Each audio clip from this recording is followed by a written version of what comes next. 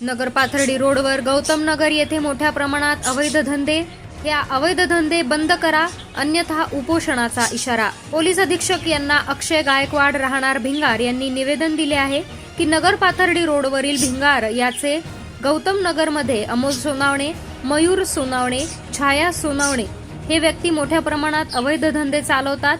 महामानव डॉक्टर बाबासाहेब आंबेडकर यांच्या पूर्णाकृती पुतळ्याच्या आडोशाला हे अवैध धंदे चालतात, जेणेकरून या पुतळ्याची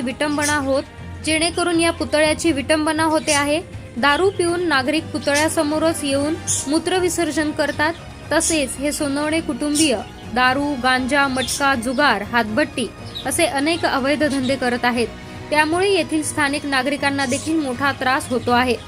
गौतम नगर येथे नागरिक दारू पिऊन तेथील महिलांची छेड काढतात। तसेच आम्ही सोनवणे यांना सांगितले असता त्यांनी आमच्यावरच खोटे स्वरूपाचे गुन्हे दाखल केले आणि तेथील नागरिकांनी विरोध केला असता त्यांना अमोल सोनवणे हा म्हणतो की कोणी माझं काही करू शकत नाही, मी पोलिसांना खिशात घेऊन फिरतो, पैसे देतो, मी फुकट धंदा करत नाही असे देखील तो म्हणतो।